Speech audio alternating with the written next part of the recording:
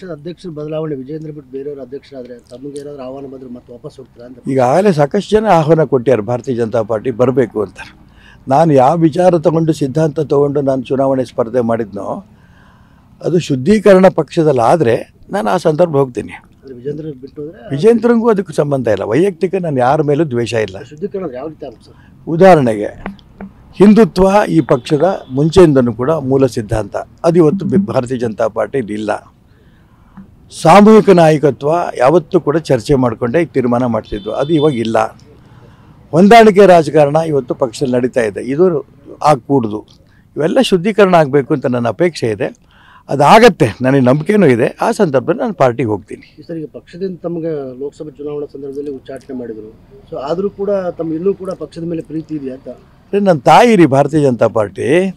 ಈ ಪಾರ್ಟಿ ನನ್ನನ್ನು ಒಬ್ಬ ಶಿವಮೊಗ್ಗ ನಗರದ ಕಾರ್ಯದರ್ಶಿಯಿಂದ ಹಿಡಿದು 5 ಬಾರಿ MLA ಮಾಡಿ, ಅನೇಕ ಇಲಾಖೆಗಳನ್ನು ಮಂತ್ರಿ ಮಾಡಿ, ಉಪಮುಖ್ಯಮಂತ್ರಿ ತನಕ ಮಾಡಿದಂಥ ಪಾರ್ಟಿ ಇದು. ಸ್ಥಾನಮಾನ ಕೊಟ್ಟಿದ್ದೀವಿ ಅನ್ನೋದಕ್ಕಿಂತ ನನ್ನಂಥ ಲಕ್ಷಾಂತರ ಕಾರ್ಯಕರ್ತರಿಗೆ ರಾಷ್ಟ್ರಭಕ್ತಿಯನ್ನು, ಹಿಂದುತ್ವವನ್ನು ಹೇಳ್ಕೊಟ್ಟಂಥ ಪಾರ್ಟಿ ಭಾರತೀಯ ಜನತಾ ಪಾರ್ಟಿ. ಏನೋ ಒಂದು ವ್ಯತ್ಯಾಸ ಆಯಿತು ಅಂತ ಅಂದ್ಕೊಂಡು ನಾನು ತಾಯಿ ಬಿಟ್ಟು ಬರೋಕ್ಕಾಗತ್ತಾ?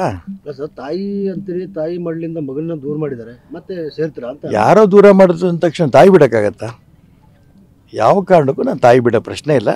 ಯಾವತ್ತು ವಾಪಸ್ ಭಾರತೀಯ ಜನತಾ ಪಾರ್ಟಿ ಹೋಗಬೇಕು, ಬಿಡಬೇಕು, ಶುದ್ಧೀಕರಣ ಆಗುತ್ತೆ. ನಾನು ಹೇಳೋದ್ನಲ್ಲ, ನಂಬಿಕೆ ಇದೆ ನನಗೆ. ಆ ಶುದ್ಧೀಕರಣ ಆಗ್ತಿದ್ದಂಗೆ ನಾನು BJP ಹೋಗ್ತೀನಿ.